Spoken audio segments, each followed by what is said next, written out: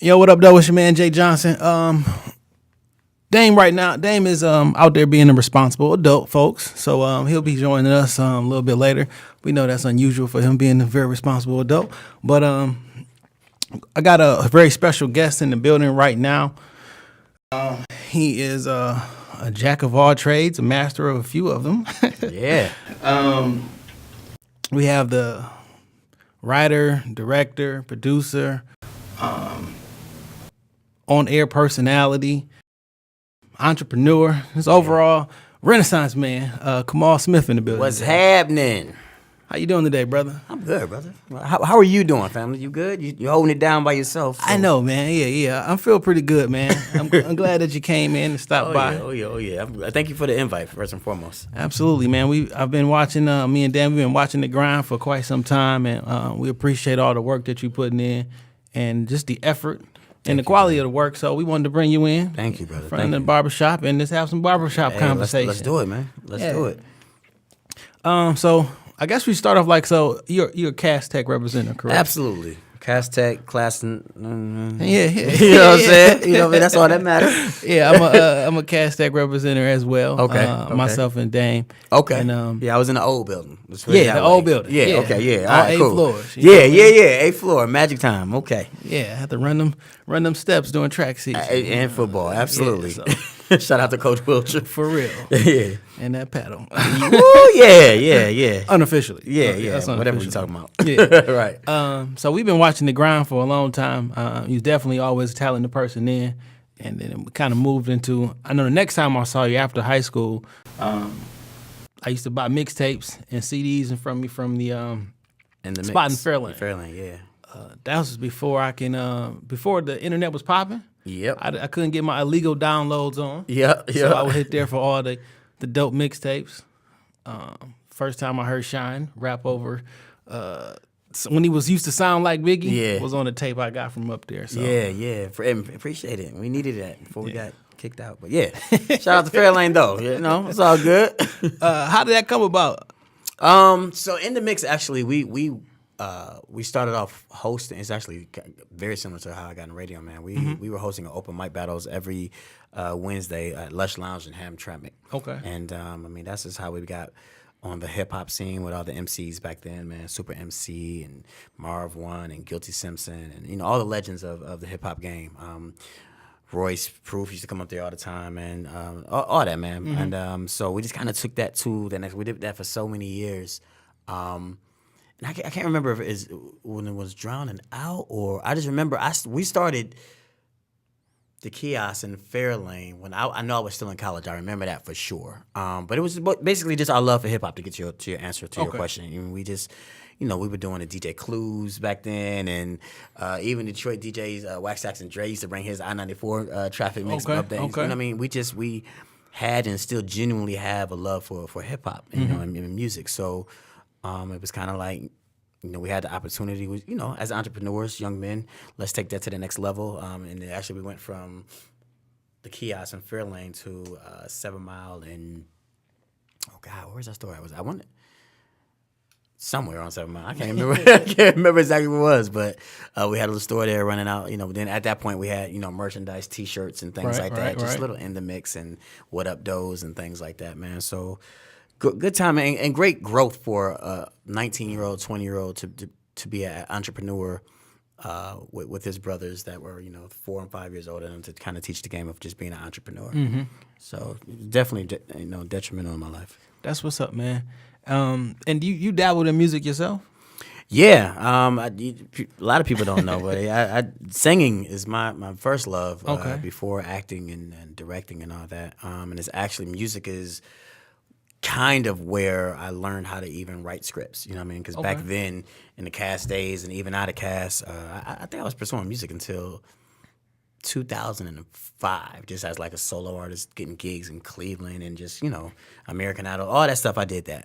But, I was always good with the pen. Literally the pen back then. Like, he wasn't doing laptops and, you know what I mean? I was literally, writing song lyrics for my group and then for myself and things like that, or poetry or whatever like that. So, it just kind of like songs just got extended. My imagination has always been there. Telling a story in a song was no different than telling a story in a script. You know what I That's mean? what's So yeah, I mean, I was doing that until I was like, damn this music. I'm tired of rejection. Check out my demo tape, please, and all that, So I honestly, American Idol was in 2004. I went to Cleveland, and that was it for me, bro. I was just done. Because, you spent over a decade pursuing something. And, Right. That whole cliche of it doesn't happen overnight. You know what I mean?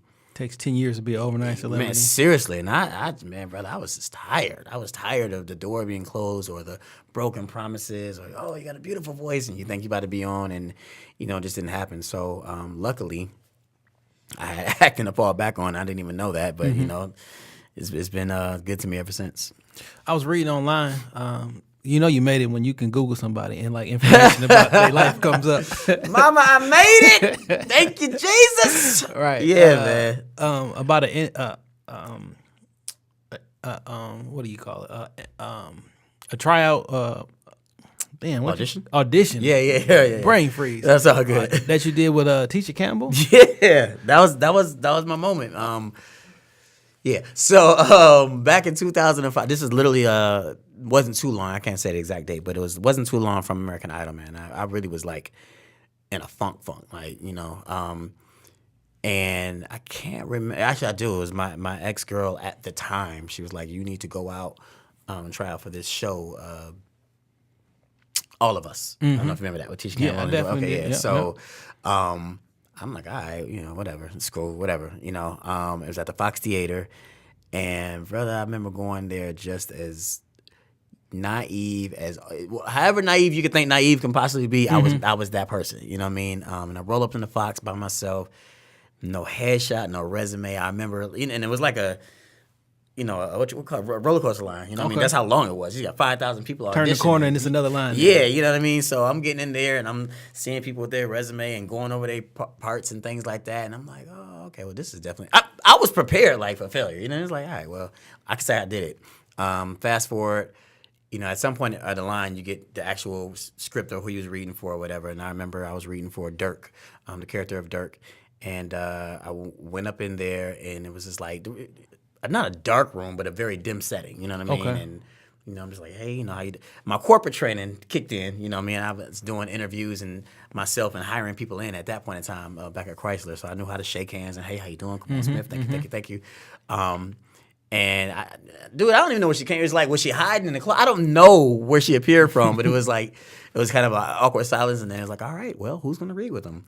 And sure enough, I'll do it because like nobody. She said it almost like, "Dang, who gonna read with them?" The voice of God. Yeah, and she came out, and I'm like, Gina, and she was like, Tisha, and I'm like, yes, right, Tisha, you are. So, I don't know to what magnitude God wants my level to rise to as far as being in this game, but I will always tell that story because you just never know that one person that may change your life. Right. And I'm not saying she changed it in a way of, I don't know what she did, but the fact that she not only read with me, she laughed hard with me, and she said, boy, you funny. Now, that's nothing to, anybody, I guess, but for Gina, to me, it's right. Gina Sometimes Martin just said, I'm funny. You know what I mean? Yeah. So that was it, man. And, before I could even get out the Fox doors, I was ready to call my mom just to tell her, look, guess who I read with, you know what I mean? But they were calling me like, hey, we want you to come back in a couple of hours. And I remember sitting in the car, just waiting. I wasn't going nowhere. Mm-hmm. They're like, oh, get some lunch or something. I'm not going nowhere. Yeah. And it was also at that same time when I met Blair Underwood. For those who remember, damn, I'm dating my age. Anyway, on the second go around, which obviously that was it. But it was a great experience for me, man. And that's when I said, yo, I think I got something in this. You know what I mean? And that.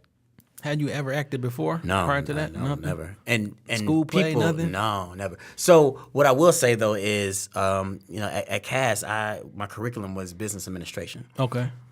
But you would never know that because I was always performing. Mm-hmm. And if you know MC, I always would give a credit to her just because I just thought she was just a dynamic teacher, and she would let me skip. I can say it now because you retired MC. So if you hear this, whatever, you shouldn't let me do it. But Miss McCormick, by the way, for those who's here, this nickname MC.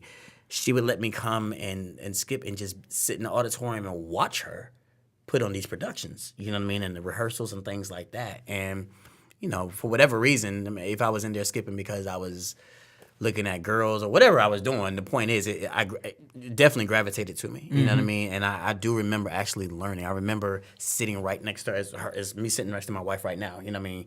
Just looking at her, you know, and just seeing how she would be directing from you remember the old auditorium. And she's no megaphone or nothing. That's how sharp and precise she was. You know what I mean? She didn't have to say, didn't have to yell much. She had the cast attention all the time. You know what I mean? And so I'll never forget that. So you just learn things. And it's funny because you don't know what world you're going to be in as you're growing up. Tell me about right? it, I for would sure. have never thought I'd be on the plateau that I'm on right now with all of this stuff, man, which is why I always just say, man, it's nothing but God. And when I say it, it's not being cliche, like, oh, he's humble. No, it's because, man, I ain't never thought I was going to do this ever. It's you funny know? how sometimes we may not see it at all, but others will see it in you. Exactly. And Miss McCormick could have saw it in you. She probably, just out of personality. Be my silent apprentice. Yeah, you know what I mean? And, I mean, you talking about a boy who was boo-hooing, or I was a young man, boo-hooing coming back from Cleveland. Like, just feeling like a failure, just like, why can't, whatever you think it is to do it. I sung in front of Boys to Men. Me and my boy drove to New York trying to meet Puffy and give him a like. Yeah. We did it all. You know what I mean? And it's just like, why can't I get on? You know what I mean? So, I thank American Idol for all these years because who knows? You know what I mean? Like, I maybe have never dabbled into where I'm at right now as far as an actor, writer, director, producer, radio personality, you know what I mean, and just entrepreneur, and most importantly out of all of this, mentor, you know what I mean, a person who sit down with somebody and spit the game and give the game back. That's what's most important. Absolutely. So you went from that, so you left there feeling energized, ready to take on the world. Come on, baby. And you started doing plays. Yeah, so same year, 2005, was that whole audition at the Fox. Didn't get it, but I auditioned for my very first play, which was called Love Is, Red Hayes Productions, Dorothy Redmond to this day. Now, truly, when you say who's the person that started me, it's Dorothy Tanae Redmond. To this day, if I ever win an Oscar, she's going to get all the accolades. And it's not just because she, gave me my first shot. You're right. It's not because she gave me my first shot as an actor. It's because she gave me my first shot as an actor and a director and had no idea what I was made of. You know what I mean? Absolutely. Like, that was huge. So when I did it in 2005, Love Is, and going back to, I told you I used to write poetry. So I still, the word monologue is still blue to me. I'm like, I don't know what that is. But also in the audition, in the casting call, in the listings, it said, or poetry. I'm like, oh, I could write a poem all day. You know what I mean? And love at that, it's easy. Right. I auditioned with this poem, and it was, to their ears, so good that not only did I get hired for that, a character, but they put that poem in it. You know what I mean? That had to feel gratifying. Right? Yeah, I was like, ooh, I really gonna put this in a script? Oh, I'm about to kill this scene. Like, I didn't even need any other lines. Like, yo, whatever my role is, I didn't. I remember his name was Jason or whatever, and he was the nice guy. But like before I even got a script, I'm like, whatever it is, I'm straight. But it was that next year, Jay, that I think transcended me mentally to like, okay, I have to do this now for so many reasons. It was it was only one play, but 2006, it was on again with the same production, Dorothy. It was Voices in My Head, another production that's 1515 Broadway. And at this point, I'm like, okay, I think I'm ready to go to California. Like I'm about to just pack up my stuff and go. And that was literally the plan.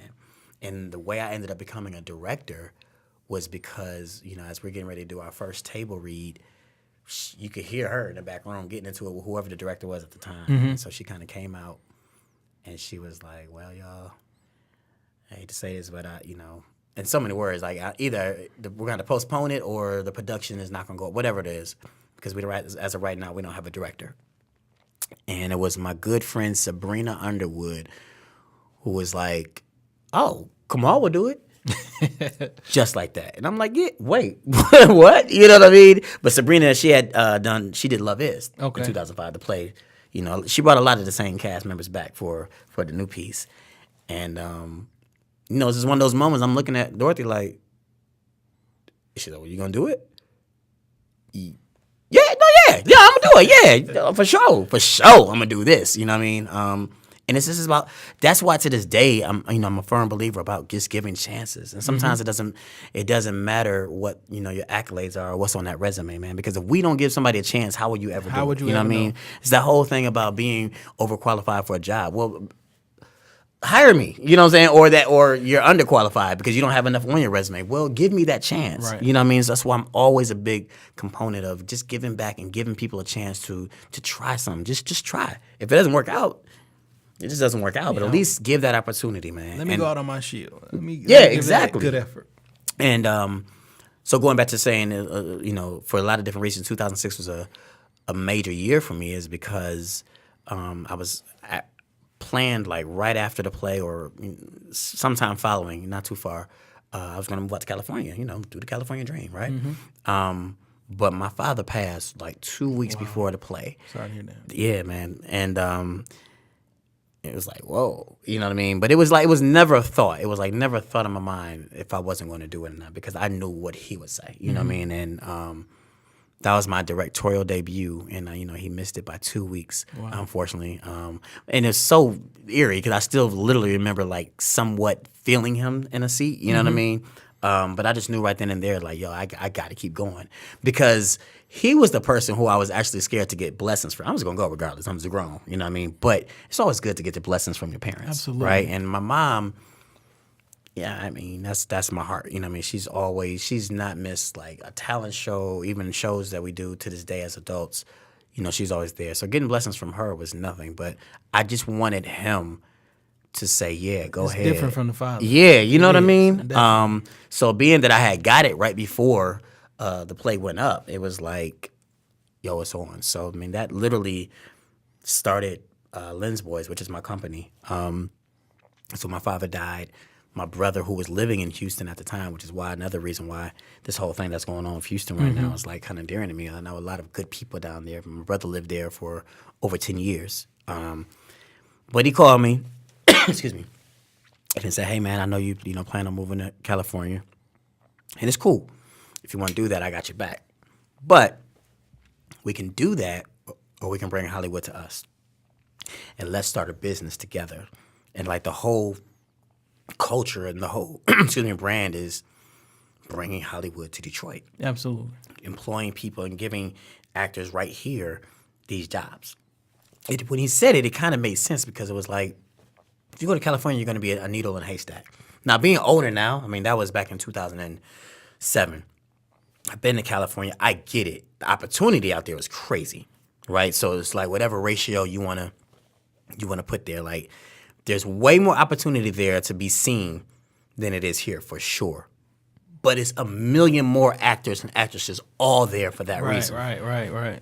Versus staying here, planning a base and building your resources. And now I'm out in the position where I can do both. You know what I mean? I still want to make. I'm an East Side boy, man. I want to make it from Detroit so bad. You know what I mean? Have their flaws, Yeah. West Side. So, yeah. Right. We was down at Cass, but now it's like whatever.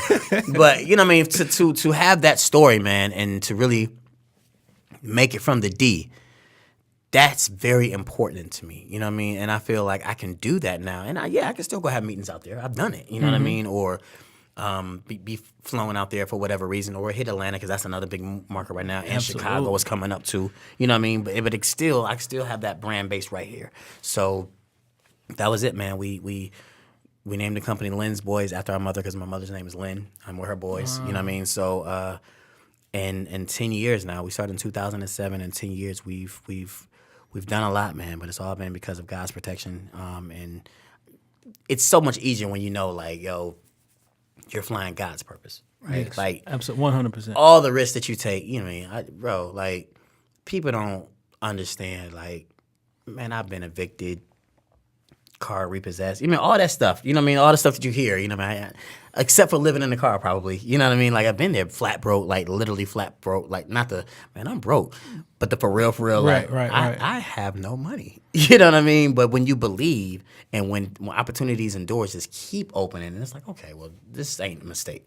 Every opportunity don't have a check attached to it. Exactly. You know what I mean? And I just, you know, at this moment, every door closes because it's supposed to be. That's how I always feel. So, yeah, man, here I am.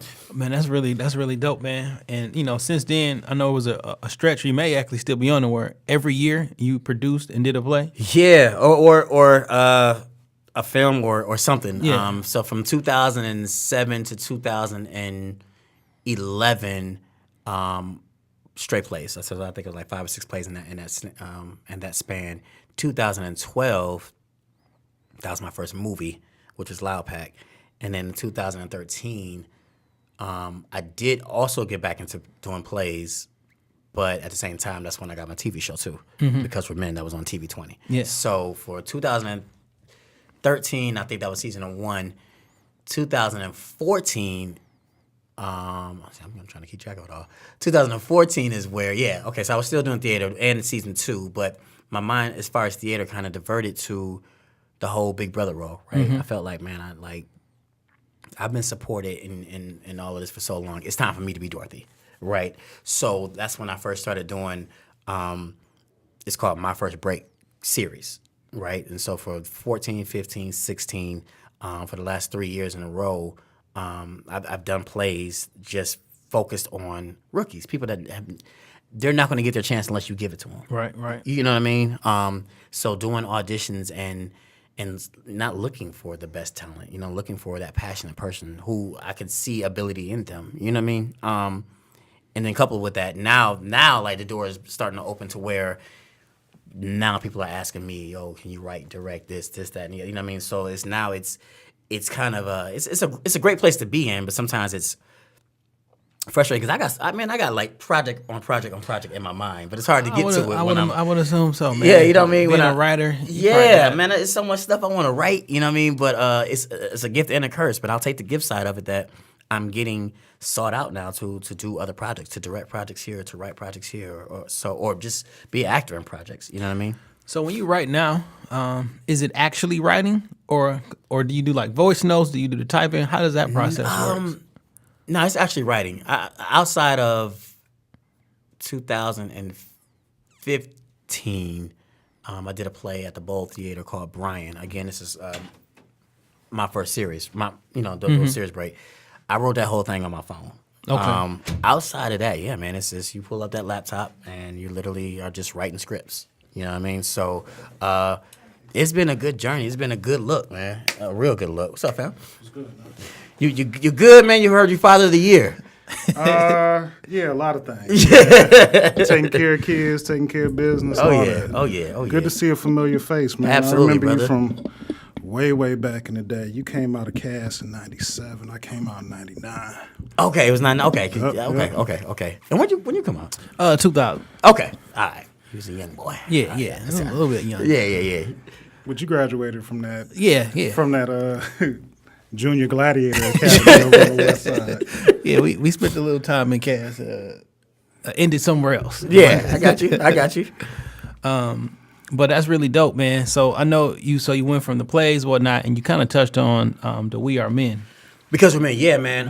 Because We're Men, which was Dave Bangura. I'm gonna keep saying that name, Dave Bangura, man. I think my story is just a testament of people who just believed in giving a chance, right? Good friend of mine, I can't even say friend, sister of mine, Janaea Black. She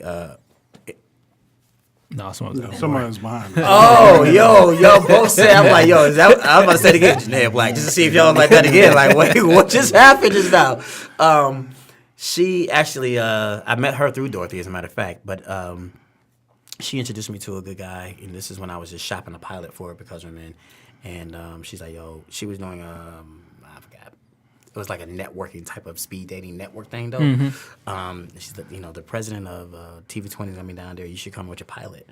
And, I came down there, and I didn't talk to anybody because I was just waiting on him to get to the table. I'm like, yo, I came here directly to talk to you, and I slid on my DVD for the pilot, and then it was just a waiting game. You know what I mean? But he said it. Looks like it could be something, but right now I don't really see it. With our programming, and I'm like, oh, okay, cool. Another door, closed, whatever. And that man hit me up in 2003. That was 2011, maybe 12. It had to be 11 because I remember inviting him out to Loud Pack premiere, and he came, and I'm like, oh God, he's here. Yeah. So it was like one of those real nervous things, like, oh please God, I hope he likes this movie. Please, I hope he likes this movie. And afterwards, he tapped me on the shoulder. Was like, hey man, let's do lunch. And I was like, yes, you know what I mean. Got to Hollywood. Let's do lunch. Yeah, you know what I mean. But all it takes is one opportunity. That's to it. Really blow the door open. That's it, brother. And let me tell you something, man. That brother has been such a mentor to me. Not only did he grant me my first season for a television show, but on the way out the door, because it was brought by Scripps. Mm-hmm. And it's not nothing personal. It's just when in sports, if a new general manager comes, we're gonna clear house. You know what I mean? Right. Typically, that's just what happens. Or a new head coach, you're gonna bring your team. He ended up going. He's actually now with WADL. But on the way out, I remember him saying, "Hey, I'm about to send you over something. I need you to hurry up and sign it and make it back." And it was for season 2.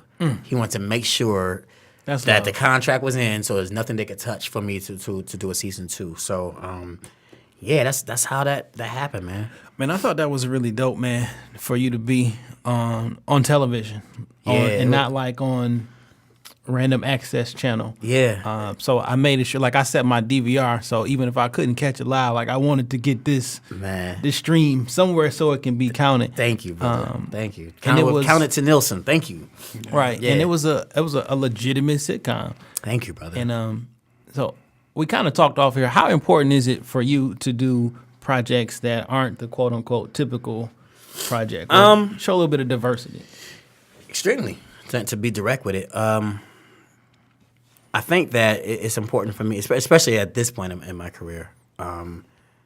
It's important to just show people that are coming up that, in a sense, we can do it too, right? So, if I'm, a high school student, and then a lot of Cast Tech people, students, man, they email me, they reach out to me, but they were watching the show, right? Mm-hmm. Like because we're men, like that platform right there was like the stamp of Detroit embracing me. I used to get stopped by so many people, gas stations, you name it. You know what I mean? And from all ranges, like I would never think like, y'all watching the show? Y'all loved me. Like I was like, wow. You know what I mean? But at the same time, that's responsibility, right? Because now these people are watching your show, so now you got to continue to have good product, and now that you have a platform that you can help other people. So like season 2 was all about, okay, look, I want to put way more people on, I wrote way more cameos, you know what I mean, from all ranges, kids, it didn't matter, you know what I mean? I have a platform to be able to put people on TV. I can't be selfish with that, like by any means. And all these talented people that I know in this city, like, yo, let's roll, you know what I mean? And I can't put out BS. Right. You see what I'm saying? And like the pressure just only got really, for me, higher from season 1 to season 2. It was like, it needs to be funnier. We went from season 1, we shot at the radio station, and we shot at actually one of our cast members' brother's house. That was like the house we used. Versus season 2, we built a set. You know what I mean? So season 2, we got on.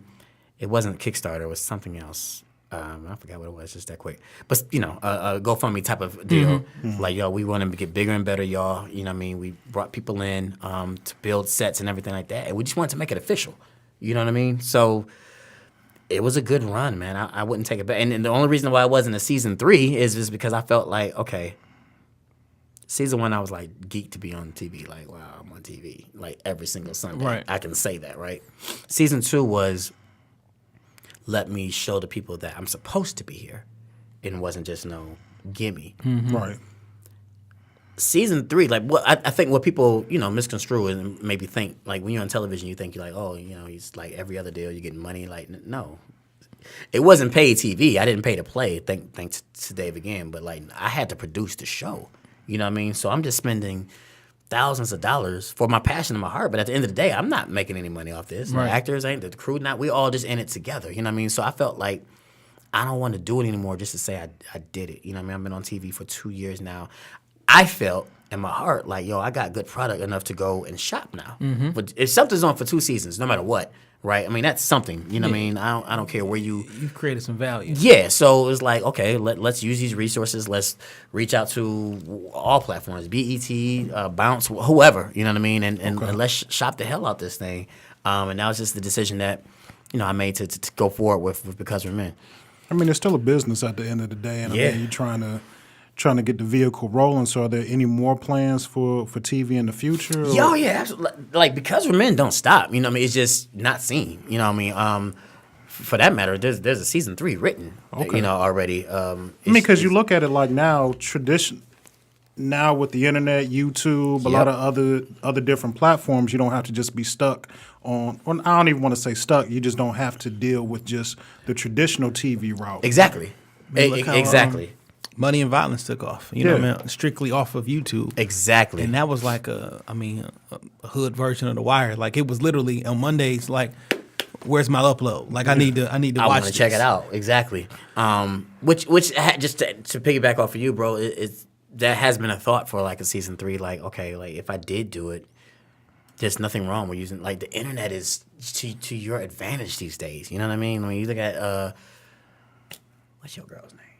Issa. Yeah. Right. You know what I mean? Insecure. You know what I mean? Yeah, it started with awkward black girl. Right. Yeah. You know what I mean? So it's like, use it. And that's still something that I have to learn to do more, to be honest with you. But that goes back to what I was telling you. Is like, it's just been a gift and a curse because I'm getting hired now to do all of these projects, which is a blessing. But it sometimes takes away from my own projects that I want to get up and running. Right. You know what I mean? I got a couple of web series in my mind that I want to throw out, I mean, you got Leora Corn heading up YouTube now. Yeah. So, like, Nick That's Cannon huge. just released his movie, King of Dancehall, on YouTube Red. Like, so that's a viable source. Wow. YouTube. I didn't even know that one. Yeah. Okay. Nick Cannon and I think every dancehall person who has any bit of credibility and whatnot is in that movie. Creisha Turner, Is it Busta Rhymes. A documentary type of thing? No, it's an actual movie. Actual movie. That's dope. It was released on YouTube Red, so you do have to be behind the paywall. Okay. But I mean, YouTube is a viable. And they just started their television streaming service. Okay. So you can watch live television. So like, YouTube is a valuable tool. It's worldwide. Everybody got a phone, an iPad, a computer. Right. You are literally getting more houses than TVs. right. Yeah. Exactly. And, Exactly. So to your point where you're doing season 1, season 2, and not getting a financial gain, or not too much financial gain, like I can just make some money off the ads. Yeah. Off of YouTube. Yeah. Absolutely. If you know what I mean. So that's definitely a viable source, man. Yeah. So, and I noticed that from the television show, and now we're going to talk about your new movie. Some of the cast is the same. You guys have a really good chemistry. Yeah. Yeah. Your man, Des, man. So back in 2005, man, we started together, and it was me, Des, Lawrence Thomas, and our comedian J. Bell, and we literally made a pact that, we're going to make it together. Like, that's what we meant. I mean, we walked over from 1515 Broadway to the beer company, and we all had doors. We toasted to it, and Lawrence actually ended up moving, and he's actually just moved back, so we're excited about that. But that's been a vision. So throughout all those years from 2005, it was like, we had the runs with the plays, and with me and Des, man, I can honestly say, man, we're special when it comes to our chemistry. And obviously because we've been over 10 years we've been working together, but that boy is ignorant when it comes to acting. You know what I mean? Right. Not in the ignorant way. And so when Coffee Talk came about, I wrote that back in 2008 when I had no idea I was going to ever do film. Right. So that's how far this goes back. I wrote that script. I was still working on Chrysler, as a matter of fact, and my good friend Michael Brooks was like, "Yo, you should write a movie." And I'm like, I should, right? You know what I mean? And I was like, well, actually, I wrote one before, but yeah, I think I am ready to write another one. And so he's like, oh, for real? He's like, let me read it. So whatever. Read that one. That was called The Light. And we actually shot that at Wilberforce University, but it's one of those movies that never came out. It just got shelved. We lost footage, all types of stuff. But he came back and he was like, man, I got an idea. I said, all right, what's up? He said, dude, you should write about what goes on right here. And I'm like, what you talking about? He said, man, like, you know how we always meet in the break room, you know, and we always talk, you know, always we're talking about the girls. Hey, see what she's wearing today inside the office. I mean, and that's literally how the idea came about of Coffee Talk. You know what I mean? It was just about being in the break room, bros just talking to bros. You know what I mean? That's how we came up with the shop talk. Yeah. You know what I mean? It was just and that's literally how it came to be. So I wrote it. First of all, as a writer, for me, I'm the type of writer. Once I start writing, I can't stop. Like, I envy the writers that are able to sit down. So I don't say that in a knock. I say that because I just literally can't stop. If I stop, I have scripts right now that are just not done because once I stop and put it down, I'm not messing with it no more. Yeah, it's like it's so hard for me to get back into that mental state. You know what I mean? So typically when I write, the reason why I can finish the script pretty aggressively quickly is because I'm like addicted to it. I'm addicted to finishing the next scene. I'm addicted to getting to the end in a sense. You know what I mean? So I remember writing it for him, and he took it home and read it, and he was like, man, I love it. Fast forward 2017, 16. I'm sorry, 2000 and maybe 14, 15. I tried to do it. You know what I mean? I was pitching it to some of the guys here, like, yo, we should do this. We should do this movie. And it just didn't happen. But it's when we did Fireworks, the movie, in 2016. That just came out last year, yeah. And I worked with two young brothers, Jason Gaines and T. Rich. And, I mean, 21, 22 at the time, whatever. But just seeing their passion in filming and I'm like, yo, I want to work with y'all. You know what I mean? Like, for real. You know what I mean? But again, about giving that chance. And I'm like, yo, is this your first movie? And it was like, you know, basically like, yeah, they're accustomed to doing music videos, which a lot of the cameramen here start off doing. Right. And but their age didn't like shy me off at all. I literally saw maturity in filming. You know what I mean? And just looking at how he was getting the angles and different shots. So I sat down with him and another good brother of mine, Diego Cruz, and I'm like, look, y'all, what we need to form is basically the Justice League of filming. You know what I mean? Like, we all know it. We don't have the resources, financial resources, like we would love to have here. So, like, when you say, yo, how much for filming? I mean, like, for real, to give what people actually deserve, even myself as a director, like, I never charge what I'm worth, honestly speaking, because we just don't have it here like that. But that doesn't mean that we can't work together and put something great together. And exchange some goods and services. Exactly. So, I mean, it's bartering to its highest level. So, you know, I'm just talking to him about the idea. I'll just talk to him a little bit about the movie, which I can stat in a second. But they was just like all in. Like, yeah. I'm like, it don't stop with Coffee Talk. It's like, yo, so what y'all got coming up? And then what role am I on that project? And I don't have to be Kamal, the director, or leading that. I don't care about that. Let's just make good product. You know what I mean? Whatever I got to do I'll be a PA if I have to. You know what I mean? Just what you want me to do, bro? You know what I mean? And it came to fruition. So it always starts there, because if you don't have your crew, then you don't got nothing as far as film. Right. And then everything just went. I think, of course, with the relationship between the two characters, getting into the movie now, Malik and Mike, is basically like two worlds collide that are like totally different, right? So you got Malik, who's this player pimp, and then you got Mike, who's the family man, right? Married with children type of dude. And you know, reading it back, because it's like, okay, now it's kind of outdated in a sense of certain things in the script. So reading it back, I'm like, okay, certain things I need to change, because this was 2008 when I wrote this, but it's still damn funny. Like, it's hilarious. You know what I mean? And I always don't try to fool people. It's nothing new under the sun. It's a romantic comedy. You know what I mean? So it's still all about boy meets girl. You know what I mean? But it's just boy meets girl and how the chemistry between the two come. I mean, it's about a man who really doesn't have no clue about dating because he's so used to just hitting it. You know what I mean? Which in today's world is not too far from the truth. That's what dating is. You see what I'm saying? Damn near. Right. Exactly. So I'm actually glad that it, again, given everything to God, it's all perfect timing. Because people don't, these younger, I'm going to say kids, adults don't even really know what dating is. You know what I mean? And it's for real, like, date scenes in this movie. You know what I mean? The dating of old, if you will. So that's what makes it funny because, my character, I have no clue about dating. So I got to rely on him, to kind of help me. And it's like at the wrong times, I'm calling on his help to get me through dates and things like that, man. And we won't say what happens in the end. You just got to see at the end. But I thought the trailer was pretty funny, especially when there was a scene where she said she want to go to walk. Yeah, everybody loves that part. Yeah. And he starts hitting that biggie. Yeah, man. That was pretty funny. Yeah, man. Yeah. And when I saw that, and I just saw y'all on Scrim thinking like, from the TV show to this movie, like that probably, in my mind, this is how it worked out in my brain. Like that probably helped this chemistry come together because and not just even with Dez, man. Even with my wife Kiana, who it's funny also because stars in the movie. Yeah, and she plays basically the opposite of me. So it's funny, people ask all the time about, what is it like working with your wife, or directing your wife, or being in, because she was also one because women too. She played I was her boss, and she played the employee that never did any work. You know what I mean? I love giving her roles that are literally outside her character, right? At this point of our career, I think that's what we should be aiming for. You know what I mean? Challenge yourself diversity. as an actor. Yeah, you know what I mean? My wife is the sweetest person that can be, well, until you don't close the shower. But then it's like, who are you?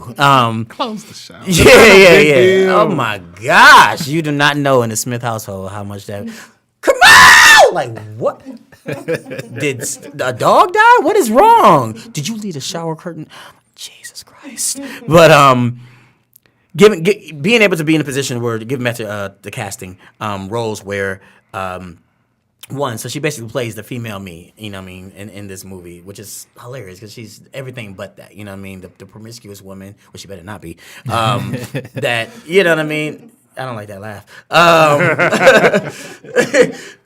So adding to the cast, it was just like, yo, okay, so that's going to be cool. Like a Dez boom. And the cool thing about Coffee Talk is,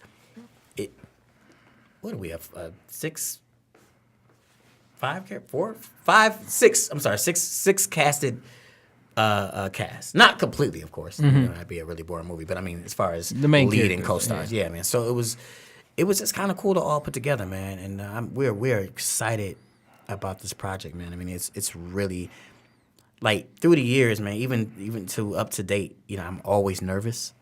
You're always nervous because you're putting something out. Mm-hmm. You know what I mean? And when you put out a movie, you just got to know you're basically putting out a movie to get criticized, right? I mean, or any art, because that's movies, music, right. anything. You I mean, gotta because be you're an prepared. artist, and it means something to you, but everybody else is gonna look at it, pick it apart. Exactly. Like there's like you can say, well, I'm just doing this for me. I don't care, but you care. Like you know what I mean? There's nothing. You always care. Yeah, you always care. But I can like stand on my own too and say, I don't have a worry in the world with coffee. Like it's growth. You know what I mean? It's hilarious. The cast is just dynamic, and it's done. You know what I mean? It's a relief for that something that you've had for 10 9 years now. almost. Yeah, like it's done. It's finished, which is what I'm always encouraging, writers to do. Like, yo, just finish the damn script. Like that's the most important thing.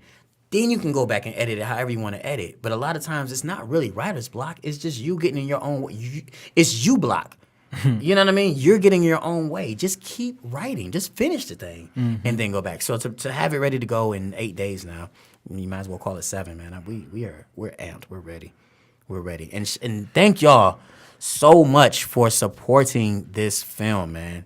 I say that on behalf of all of us filmmakers, producers, playwrights, and everything. If we don't have y'all filling these seats up, we can't continue doing what we're doing. So everybody been looking at my social media and like, you see person after person holding up their coffee talk tickets. Yes, thank you all. Or the Eventbrite online, thank y'all, man, because if it's not for y'all, we are not going to be in Royal Oak next Saturday. So thank y'all.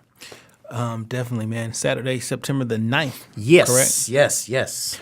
So for anybody who haven't seen the trailer and doesn't know about the movie, how would you explain what the movie is about? All right, so first of all, go see the trailer on eventbrite.com. You know, just look up Coffee Talk. The trailer is right there for you. Or, of course, you can just literally go to my Instagram, Kamal Smith 2. That's Kamal Smith 2. The movie is about boy meets girl. Boy doesn't know how to be with girl. That's literally in the dumbest terms, right? Again, myself is playing the character of Malik. I'm really not wanting to be in a committed relationship. I'm just tired of people telling me that you ain't never gonna be in a committed relationship. You know what I mean? I don't know. I was gonna say we've all been there because maybe I haven't been there. I know I've been there before. I was bad back then. I was always good, huh, baby? I was always a saint. But sometimes you just get tired of hearing that. You know, and I know this is not like a true story by any means, but I know in my case growing up, and especially in my young 20s, like I just didn't want to be in a relationship. That doesn't mean I can't be committed. Like I got tired of hearing that from my mom, like you ain't never gonna be committed. Like man, I just don't. I'm moving right now. I've got don't stuff judge going on. The relationship me based on the single me. Yeah. It's like man. So once it gets past that factor, I'll just fast forward. In comes LaBrittany. Shout out to LaBrittany, who plays Heather, and it's like whoa, you know what I mean? It's like love at first sight type of deal. But now, the guy that really though, now, but the guy who is so accustomed to being quick with tongue on his words, he just got game. You know what I mean? It's like he's fumbling the ball. He's like, I'm messing up here, but and why is that? Because he, for the first time for real, actually caught feelings. Mm-hmm. You know what I mean? For the first time ever, now he's experiencing the other side. Not that she's playing him or gaming him, but she is the first person who's not answering the phone when he calls, or the first person that he's waiting on her to call. Like what I mean? Like this not me. Yeah. You know what I mean? And so there is a huge twist in this whole thing. I'll just leave it at that. But at the end of the day, the moral of the story is, man, if you feel that somebody's the one, go for it. You know what I mean? These millennials, I don't even know if they know what love really is these days. You know what I mean? And that's why we're excited. My whole Lens Boys team is excited to put out a movie of in a sense, love. Again, not being all like mushy and stuff like that, but it's not like, dude, you go on social media, it's DM and let's roll. You know what I mean? Like bae today is not bae tomorrow. You know what I'm saying? So it's like, I think it's like the perfect moment, the perfect time to be able to put a true, love story out there again. You know what I mean? The old-fashioned tearjerkers, if you will. Not that you're going to cry on Coffee Talk, but you're definitely going to laugh your ass off. Please understand that. But that's it, man. People have been asking, I'm saying, it's not nothing new under the sun. It's a boy meet girls storyline, but it's how it's told and it's how it's delivered that I think is really going to have people attached to the film. Perfect. Where can people find out more information about the film? You can go to eventbrite.com. You can go to, of course, my Instagram page, Kamal Smith 2. You can go to HotHipHopDetroit.com. There's a link on there. And just come, man. Just go, y'all. Go to the movie. Go to the movies with Bae, and whichever one you want to pick, or go to. It's 5 theaters. Let me explain that to y'all. Okay. Right. So it's 5 different theaters it's going to be shown in all at one time. Oh, okay. Right. So I think Imagine Royal holds 12 theaters altogether. 5 of them will be Coffee Talk, all starting at 8. Let me say this part real slow. Starting at 8 o'clock, people, my people. Because y'all know how y'all do. The red carpet is at 7. Come fresh to death. At 8 o'clock, I've been told so many times by Royal Oak Management, the movie's going to be starting at 8 o'clock. Come on. So we just want to let you know. Like, yeah, I got it. 8 o'clock. No, really, 8 o'clock for real. Just so you know, though, it's really going to start at 8 o'clock. In all 5 theaters, it'll start at 8 o'clock, man. So it's going to be a good look. And then, of course, in the outlet, man, we'll, chuck it up, party, man, have a great time, and celebrate, another successful project. Man, well, we want everybody to listen and to go out, if you're in the local area, to go out and support next Saturday, the 9th of September, and come out Put a suit on. Get on the red carpet. Yeah, man. And I'm just everybody like, yo, do I got to dress up? Listen, here's the thing about this, people. And I'm very adamant when I say this. So listen how I say it when I say it what I want to say. They need to know, I'm going to put quotations on they, need to know that we can do it too. We can get dressed up and have a great, classy event just like the rest of them, right? There was much hesitancy already being at Imagine Royal Oak. Luckily, the movie, the trailer was, pleasing to them. They're like, oh, okay. Mm-hmm. Oh, okay is what I got. Oh, okay. No, looks good. We thought it was going to be a good Yeah. And I get it because guess what? That's what we put out. Yeah. That is exactly what we put out. So, I know now that I wasn't the first to ever try to be in Imagine or approach to them. There's been many denials, so I'm just happy that I've been approved. But, yeah, I want y'all to look good. Why not? Come on, you don't get dressed up for nothing else. Mm-hmm. And I'm not saying be like me, because I'm going to be tuxed out. But, just jeans are still acceptable. But ladies, you going to throw some jeans, I'll throw some heels with it. With a nice, top. You know what I mean? I would like for it to be dressier than jeans, but I'm just saying, like, just throw a blazer on, fellas. It's okay. Yeah, let's go out there. Let's look good together. There's going to be plenty of cameras snapping. Let's just have a good time and celebrate a great project. Dope, man. Really, really dope, man. Well, we've been watching, and we appreciate you first for coming through. Thank you, man. Speaking Thank on you the for movie. having me, man. Yeah. And we appreciate the grind and the hard work. When you win, it feel like we win too, man. Thank you. Thank you, man. Thank you. Seriously, brothers. I appreciate y'all. Y'all don't even know. All right, man. Next Saturday, September 9th, go to Eventbrite. Get those tickets or catch them in the street. You ain't lying. Hey, a masterpiece. I got them in the trunk. I'm not. Listen. I have not arrived. I want everybody to know that. I know y'all, in the words of Biggie, you hear me on the radio, like whatever it may be, but I have not arrived, man. I'm not nearly to where I want to be. I'm the same old Kamal that I've always been. I will come to you wherever you are. I want to make it. If you're supporting me, it's only right that I'm make it convenient for you. So wherever you are, just holler at me, email me, text me, DM me, whatever. Where you at? I'll pull up. I'll make it easy for you. So please don't be afraid to do that. All right.